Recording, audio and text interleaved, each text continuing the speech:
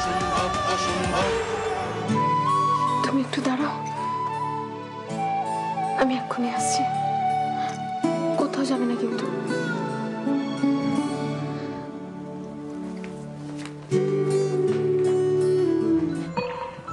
প্রথমে এলো দীপা ইন্দ্রনাথের হাত ধরে, হুবহু অনামিকার মতো দেখতে। দাবি করলো সে জন্মান্তরের অনামিকা। মরল সে।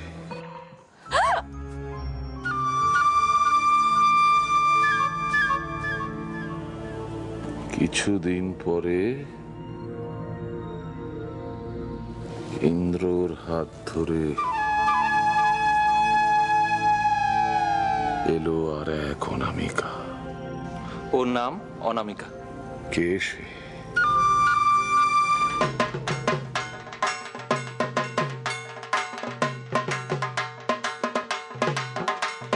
তুমি তুমি আজকে আমাকে জীবনের সবচেয়ে বড় উপহার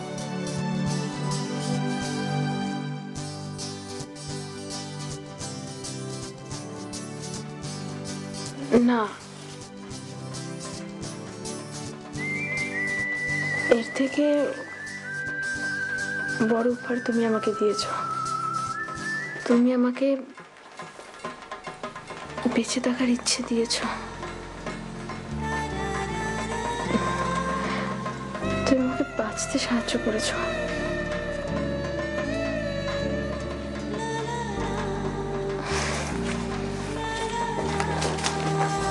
ববি,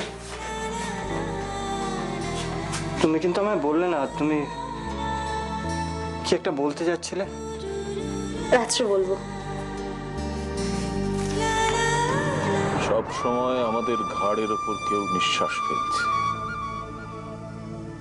গাজীপুরের বাঁকে এক সন্ন্যাসী পরমানন্দ আস্তানা গেড়েছিল,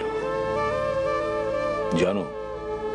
ওকে দেখিনি, শুনেছি।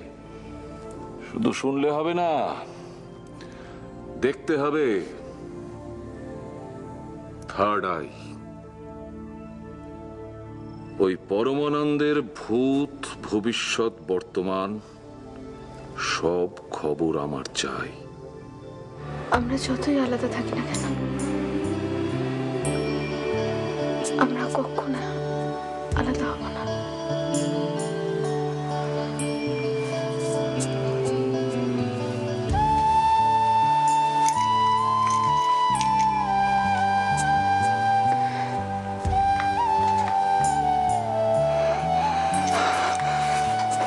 আমি এসব বুঝি না।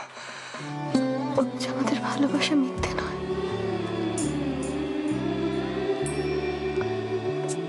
আমাদের সন্তান আসছে,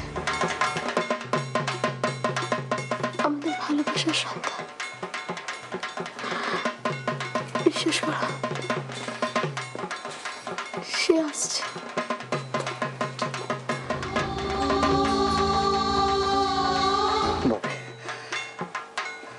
প্রতাপ জানতে পারলে তো তোমাকে মেরে ফেলবে। না, ও আর আমাকে মারতে পারবে না। আমি আর ওর মার খাবো না। কিন্তু তুমি তুমি ভেবে দেখেছো সেটা সেটা কি করে হবে?